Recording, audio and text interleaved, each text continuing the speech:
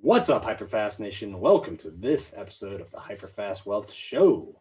I've got a special guest who started off in residential real estate, made the transition to commercial as an industrial real estate specialist, now is both a industrial real estate broker and investor. We talked about all of those things as well as the metaverse. Welcome to the show, Chad Griffiths.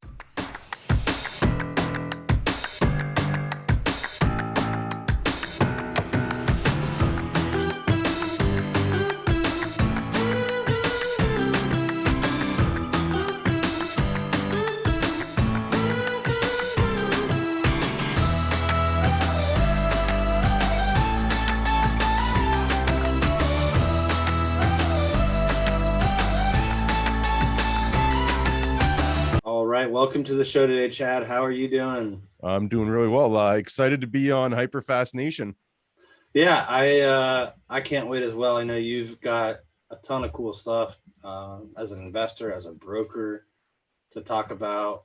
So let's dive in. Tell our listeners and our viewers out there today a little bit about your background and how you got to where you are now, what you're up to, what you're doing, how business is going, all that good stuff.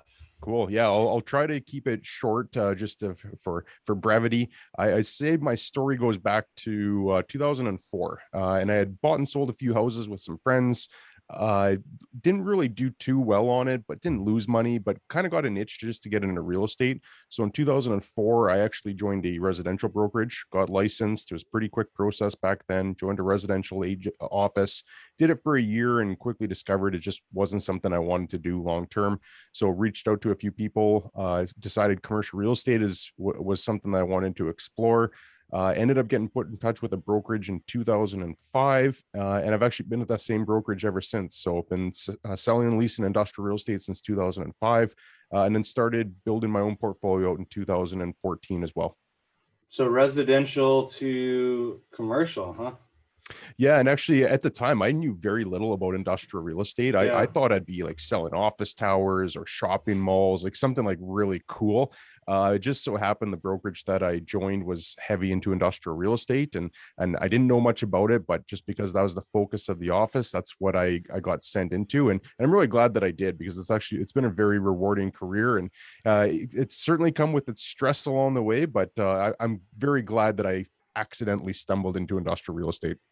What's been the difference between the two? Because a lot of agents, I think they're like kind of scared of commercial, or it's just because they don't know it. But what was the Yeah, what was that transition like? What have the differences been? Yeah, it was a scary transition, because I did okay in that first year that I was in residential. I did okay. I was in the 100% club for Remax, and I did okay. And when I went to commercial, I thought I'd be able to utilize some of those resources that I had, like some of the contacts and people that I knew. And it turned out that none of them had any comfort with me. And that was just a reflection of the fact that I knew nothing about commercial real estate. So their response to me was, how do you want me to trust you when you don't even know what you're doing? And it was a fair criticism. But I quickly realized that any business I was going to drum up, I'd have to do on my own. So it was just doing a lot of old school prospecting. That was in 2005, so that was before social media or utilizing any of the current technology. It was just that old school prospecting. And I think that was probably the biggest difference up front, is that in residential real estate, from my experience anyways, you have friends and you have family, and people are moving and buying and selling houses, and it's pretty easy to get your foot in the door early on. Still takes a lot of work to cultivate a business and be successful, but you can at least have early success if you just work hard and keep in touch with people that you know. That was the exact opposite in commercial real estate, where I had to go out and hunt for every piece of business that I did, and it took a few years before. Were you hunting for buyers, sellers, landlords, tenants? Who were you hustling for? Everything. Yeah. Anyone that would take my phone call, I was hunting on. And I think the first deal that I did was actually a small second floor office space in an industrial building. It was a tech company that originally wanted to lease warehouse space, and then they decided that they wanted to just do office. So the first deal that I did was probably a 1,200 square foot second floor office deal, and I think my commission on it was $1,200. So I came from having like a reasonably successful year as a residential realtor to going into commercial real estate, where I looked at my first check, and then by the time you pay your brokerage splits and you pay tax on it, it was a very meager check. And I was like, holy smokes, what did I just sign up for on this? So that was a scary proposition. And it took probably 2 or 3 years before I was able to replace the income that I had in that 1 year in residential, maybe even longer. It might have actually taken 4 years. But then since then, so 4 years in, the last 12 years or so, I've greatly surpassed what I originally did in residential. So I'd say for anyone that's considering commercial is be afraid, because it is scary. Those first few years are really tough to get up to speed on how deals get done, how long they can take to do, and the fact that your network might not be as valuable to you as if you were a residential agent.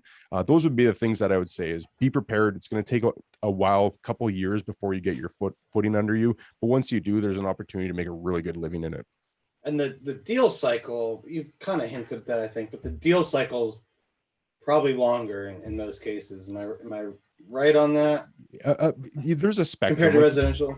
Yeah, like you could do some leases that are pretty quick. That would be a similar time frame from someone gets in touch with you, they need to lease a space. By the time you find something and negotiate it, that can be a fairly quick turnaround. It's still probably going to take a few weeks of paperwork and negotiations, but I've been involved in some sales transactions which have taken 6 to 7 months of conditions. And that's just if you need more reports, if you need more environmental testing, which is prevalent in commercial real estate, if you need more environmental testing, or if there's hair on the deal because financing issues, 6 to 7 months of conditions would scare a lot of people, where you're probably used to 1 or 2 weeks to go through like the motions of a home inspection and financing. 6 to 7 months of conditions can definitely give you some gray hair. Yeah, so because of that, you got to go find the deals quicker than maybe I think a residential person, agent starting out. Yeah, no different. Like I'm sure it's the same as you done. You want to have a lot in the pipeline, right? So you're not just working on one deal at a time. You've got a few darts in the air at any given time. So one might take 6 or 7 months, but hopefully you've got a half dozen or a dozen deals in that pipeline so that they are closing. And I think that the carrot to go through those motions is that the fees can just be a lot bigger. Whereas there's probably a natural cap on like what a residential transaction would be, just because of the value of the house. If you sell a $30 million building, the fee on that can be exponentially higher. So it takes a lot longer. It's the deal cycle is much more prolonged, but the fee at the end of it can be very enticing. Now, you said you started off a lot of the old school methods. Fast forward to today, are you utilizing social media to go get business, to go find deals?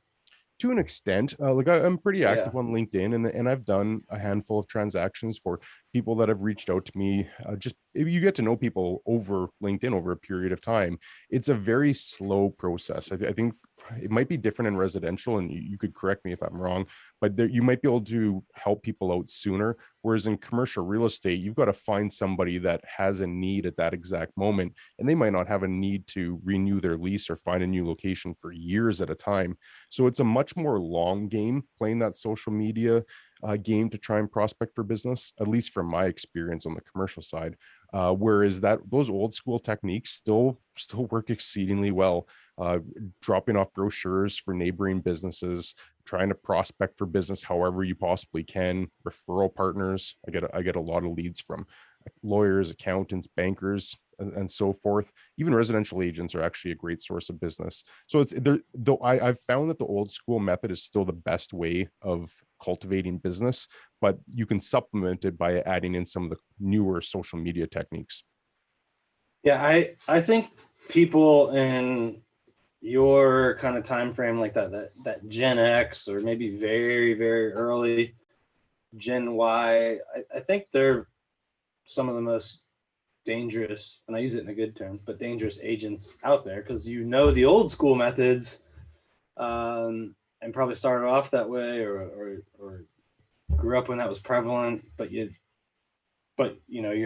able to adapt and use what's available now on social media. So I think there's this and I'm in that group too, the kind of the Gen X time frame where uh, I kind of know both. I know the old way and the new way. I think that makes you a lot more effective Yeah, than someone who's just on one side or the other.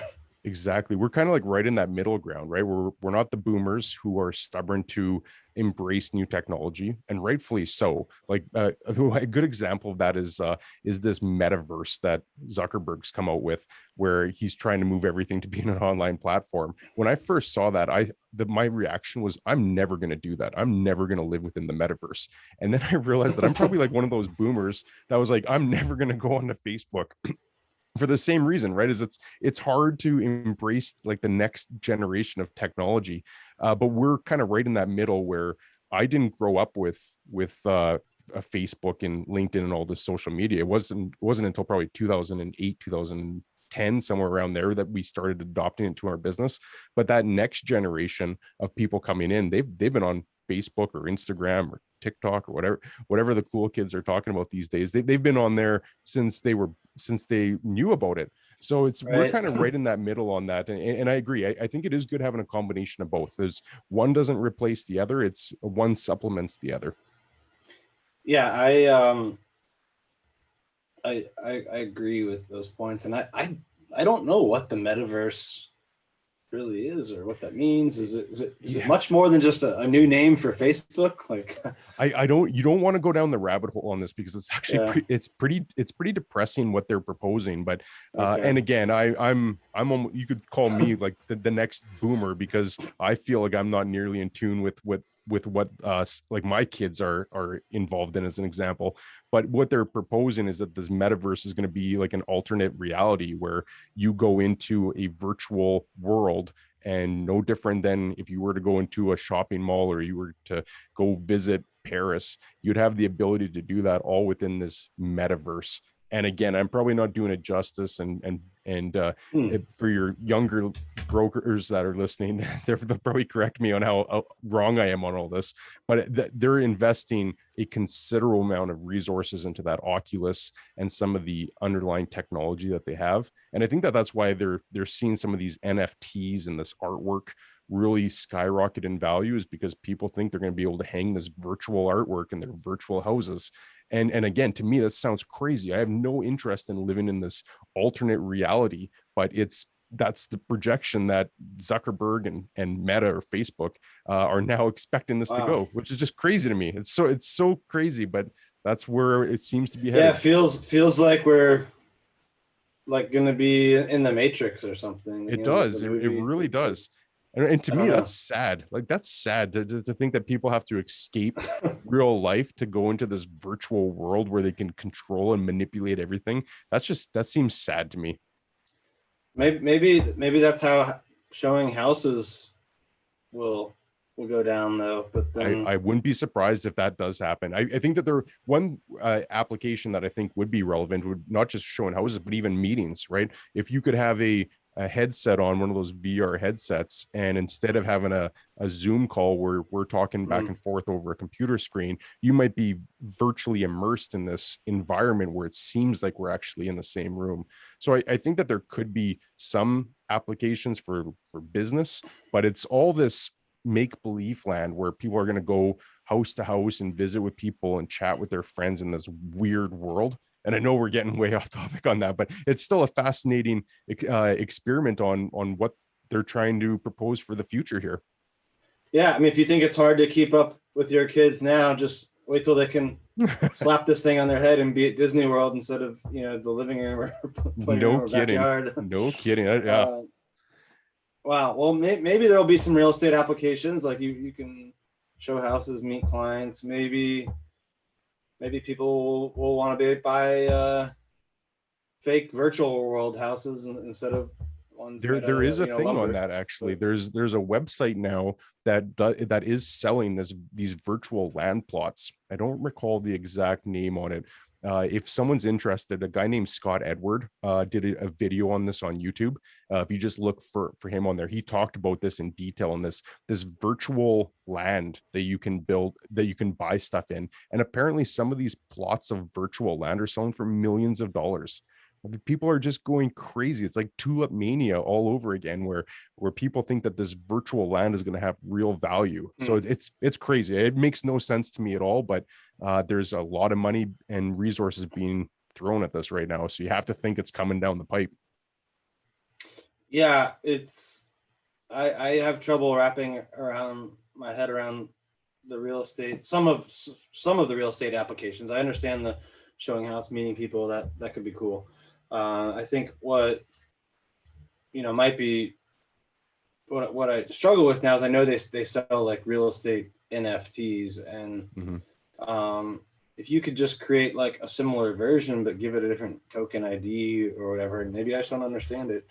Um, that to me is a lot different than a house that exists in a physical location that there's only like one of those, and so Oh, it's I agree completely, but yeah, that goes back to us being the next boomers, right? Like we're yeah. going to be the boomers in 10 years where we fail to see the logic in this, and the next generation is just going to dismiss us as being old and irrelevant. But I share those thoughts. It seems so crazy to me, but I don't get it. I just don't understand it at all.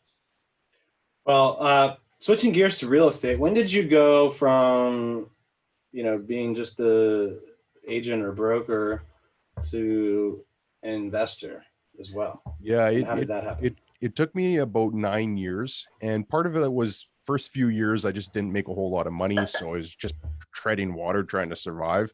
Then as I started to make more money, then I was raising a family, so I had to buy a house, start paying for sports and everything that came with having kids, Mm, and then I had to save up enough money that I could comfortably invest it.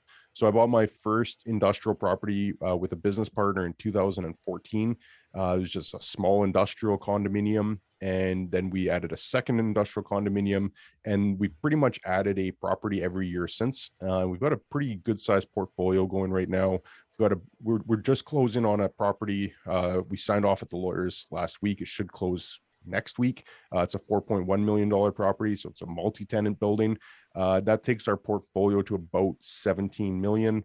And we've got some partners on some of the assets that we have, and we've got debt on it obviously as well. So it's not as impressive as just owning $17 million between the two of us. It gets diluted pretty quickly. But in the course of 7 years or so, we've built up a decent sized portfolio, and we've got plans to continue adding at least a one property a year for the foreseeable future. what do you think the keys are to succeeding as an industrial real estate investor, and then what's kind of like the box you buy in? Is it new stuff? Do you do new builds? Or are you buying existing? Or tell us your box and how someone else can what they need to do if they want to get into this. Yeah, I would say the most important part by far is having a really thorough understanding of the industrial real estate market. So that's not just knowing what industrial real estate is and what it isn't, but also having a very detailed knowledge on the local market. So picture a lawyer as an example, a lawyer that wants to go and invest in industrial real estate. Unless he has a really solid idea about what industrial real estate is and any limitations a building he's considering might have, he also needs to know what deals are happening, what are some market comps, who's active in the market, what tenants are looking for in space.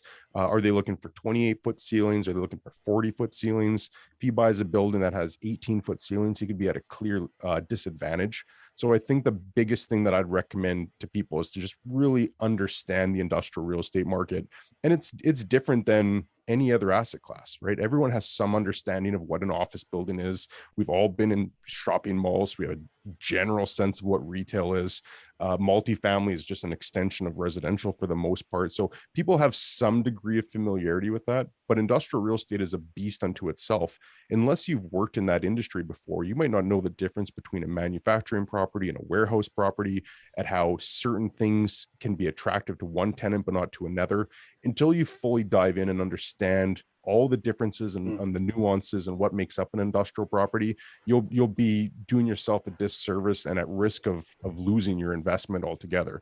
So once you have a good understanding of what industrial real estate is, and then all those market fundamentals on vacancy rates and absorption and price per square foot and cap rates and all the everything else that ties into that market, then you're in a position where you can start developing out your portfolio. But it's one step before the other, and I wouldn't recommend to anybody to take that first step until they've take that first step of buying a property until they've done all that preliminary work. How can people, if they want to learn, like what are the best ways for them to go out and get this education? Yeah, This there knowledge? is. It's crazy actually. And I'd be curious to hear your experience on this as well, Dan. But there's so little information out there for industrial real estate. I read a market survey on this. It goes back to 2018, and in North America there is 20 billion square feet worth of industrial real estate, and the aggregate value is 1.5 trillion dollars. Like, it is a massive Wow. industry, but there's so little information out there. But there's very little in terms of a textbook or a book or a course you can take. So it really is just you have to be a self-starter really to go and do this.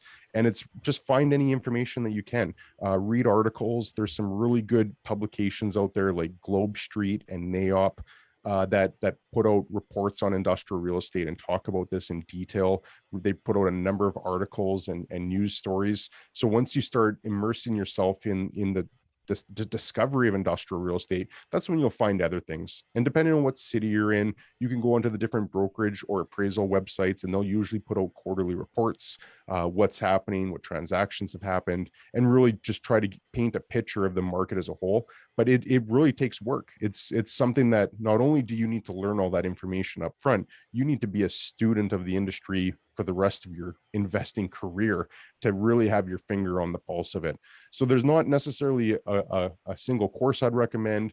There's a really good book by a guy named Justin Smith, who wrote a book called Industrial Intelligence, and he's a top producing broker out of California.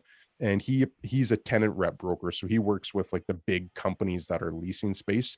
And so he wrote it from the perspective of what companies need to look for when they're leasing industrial space. That's a really, really good book to get a start on it. But it only tells the story from the tenant's perspective. So still a lot of work that people need to do to round out their full education. But it's something that you just need to be driven to find out that information and just read as many articles as you can. Read the news, read these market reports that get put out by the different brokerages, and just commit to it. That's a long-term process before you're going to be comfortable making a decision. Yeah, I mean, it sounds like if you're fairly new, you should find someone like you to, go help out on the brokerage side of Yeah, I investing mean, in a deal.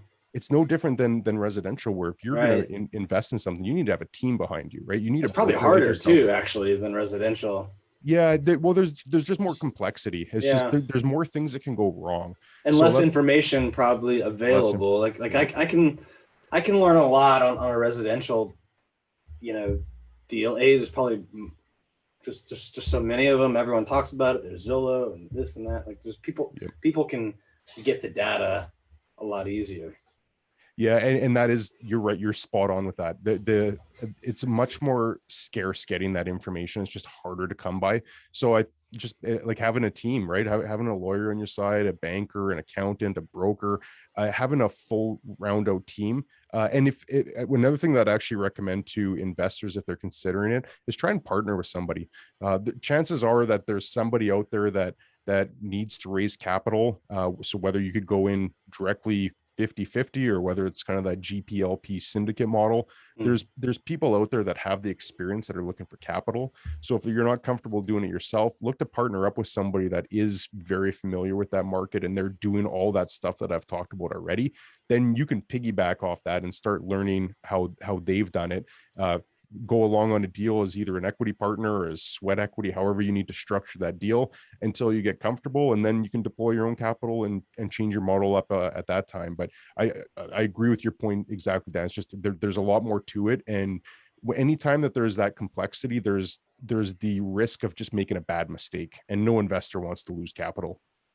I think there's also, though, you got to look at the flip side. There's opportunity, because I think the harder it is to get access, information, and learn a market, the more inefficient it is. So I think if you really learn it, there's probably more opportunity for bigger and better deals that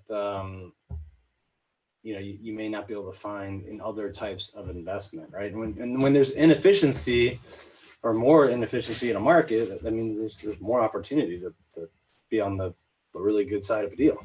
Oh, absolutely. And like it's really a barrier to entry because it does take so much work to get to a level where you're comfortable to invest. Consider like if you found a really good house for sale that was an investment, or you found a multifamily uh apartment complex, you're probably competing with a ton of different people, right? You might be competing with a professional that just wants to make an investment and they're comfortable with it. You're competing with all the small investors that already own a little bit of real estate and they want to grow their portfolio. Versus industrial, there's very few people that have 5 houses and then say, you know what, I think I should buy a warehouse. That's just not a natural trajectory that they're going to take as an Right. investor. So your competition is much more is much less than you would be competing against like a multifamily or residential investor. So I agree with your point and I echo that completely. Is less competition, more opportunity, and you see that generally in terms of just the difference in the cap rates that you'll earn in industrial versus a residential property. So there is a natural increase in potential returns just as a reflection of it having those barriers to entry.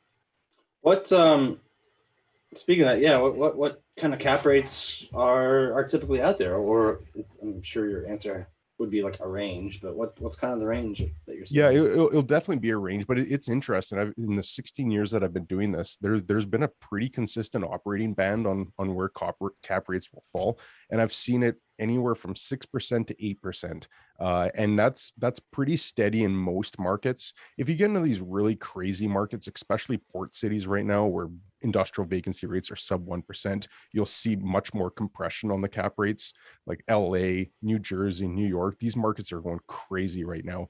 But just taking like a traditional market, you're in that 6 to 8% for a cap rate range versus like multifamily. From my experience anyways, you're kind of in that 3 to 4% range on average. So you are getting 200, 300 basis points higher of a cap rate for industrial than multifamily on average. Like every market's going to be a bit different, but just in generally speaking. That to me is interesting. Does the market, I guess the market views it as more risky than apartments? So more, yeah. hence more reward? I think so.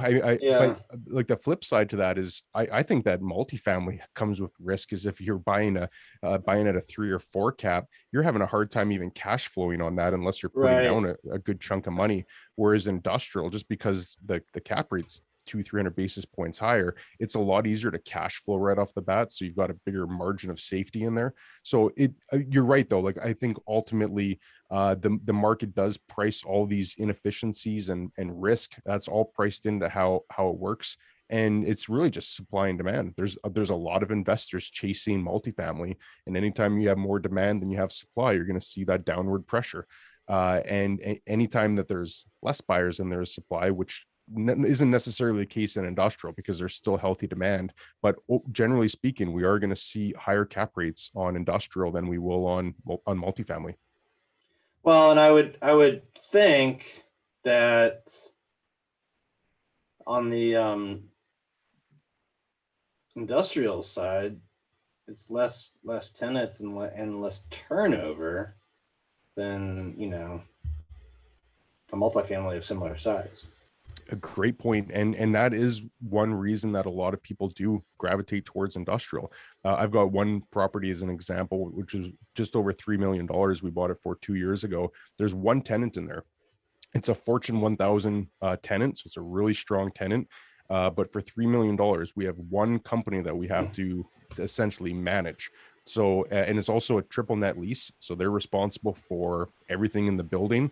We have to do anything structural, but it's a relatively new building. So I think in 2 years, we've probably been to that building a handful of times versus buying a $3 million apartment complex. How many tenants do you have in that building? What's the turnover? What's just the management intensity of having to oversee that many tenants and all the issues that come up with it, all the turnover. It's a lot easier from a management standpoint to look after one single industrial tenant versus call it 20 or 30 residential tenants. Yeah, I mean, I guess even that there's like pros and cons, because if that tenant goes bankrupt or something, and it might be harder. You go to like 100% vacancy Yes. from 100 to 0, and then who knows how long it takes to And that find all goes down to that the type. risk. And that's why people should have a healthy amount of fear with industrial real estate. Is you're spot on. That tenant leaves. In this case, we've got a really solid tenant in there. So if they decided to stop paying rent, we would just sue them. And I just it doesn't happen very often at all that a big company goes out of business. But if you had a small local company, like if we had a machine shop that just worked in this area and they went bankrupt, there might not be anything to sue them for. So that is a very real risk that people have. And again, that all goes back to having a really good comfort level that if the property were to go vacant, the industrial market really well so that you can remedy any of these issues and get a tenant back in there really quickly. But if you have a property that goes vacant and say you can't fill it for 2 years, you can just imagine how devastating that would be for your own net worth if you're trying to make mortgage payments, property tax, utilities, any other property level expenses, and then just the lost rental income as well. Like it could crush an average investor. So definitely pros and cons that come with it. Well, Chad, this has been very informational and informative and fun, and even went down my Metaverse rabbit hole for a little bit. Before I end, I always like to do the HyperFast round. If you're ready for some rapid fire questions and answers here. All right, what's your biggest piece of advice to a new real estate investor? Be patient. You'd be better off taking 2 years to find the right property than to jump on something quick and regret your decision. Be patient. What's one thing that you think the agents that wear the agent and the investor hat should consider that maybe they overlook? Don't underestimate the value of having a team. I think a lot of people try to just be gunslingers, and they try to do a lot of stuff themselves, whether it's underwriting or coming up with a value of the property. Have a team on your side. Don't neglect the importance of a lawyer, accountant, banker, any other professional that can help round out your blind spots. What's the biggest challenge you've ever had in business, and how did you overcome it? Yeah, I made a very poor investment. The second property that we ever bought, actually. Long story. I'll just try and keep it really short. It was a property that the tenant was going to move out of, and we were faced with having to do a massive retrofit on the property, and we just didn't have the appetite to spend that much money on it, and we were scared that we'd have no rental income. So we ended up selling it for 15% less than we bought it for. Roughly 15%. And that hurt. Like, nobody buys real estate to sell it at a loss down the road. So that one was kind of licking our wounds, but it all underscores that original comment that I made of just making sure you really understand what you buy. And if it were to go vacant, if that tenant were to have left, we should have had a better plan in place to fix that solution. So that one definitely hurt, and that's reinforced my belief system going forward. All right. If you had to start all over, you couldn't take your money or investments or reputation with you. All you could take is what you've learned. What would the first thing be that you do? I would put that money in something safe, and tell myself not to spend any of it until I was 100% comfortable with what I was buying. And to piggyback on that, I would only buy something that I was incredibly passionate about, and not just something passionate at this moment in time, but that's something I could see myself continuing to be passionate about down the road. Because I think you really need to always be learning, always staying on top of trends and what's happening in the market.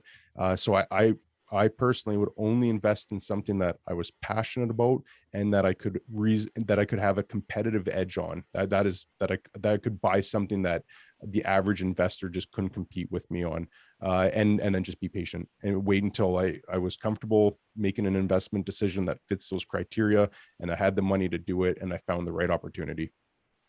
All right. Last question. Where do you see yourself in 10 years? I would love to do more capital raises. So every property that I've bought with my partner, we've put our own capital into it, and we've essentially run it as like a small partnership. I would love to do something more elaborate down the road and actually raise outside capital in like a GPLP model, and purchase larger properties. So that's probably a 5 to 10 year goal. Source larger properties, bring in outside investors, be the Grant Cardone of industrial real estate. Well, that would be amazing to see. We wish you a lot of luck on that journey. Before we sign off, if people want to get in touch with you or just connect with you or learn about buying industrial real estate, Yep, how I'm should they do that? pretty active on LinkedIn, so they can look me up there, or email is Griffiths, GRIFFITHSCRE @gmail.com. All right, Chad. Well, thank you so much for being on the show and educating our audience about the specialty of industrial real estate. To all of our listeners and viewers out there, thank you for tuning in. Please remember to leave us some comments. Let us know what you thought of the show and share it with someone that you think could benefit from seeing it as well. Thank you for tuning in to this episode of the HyperFast Show. Subscribe to us if you want to make sure you get the latest and greatest HyperFast shows. And remember, we love reviews. Reviews help us bring better and better guests and improve our shows. So give us the good, the bad, and the ugly. We hope you enjoyed the show, and we will see you next time.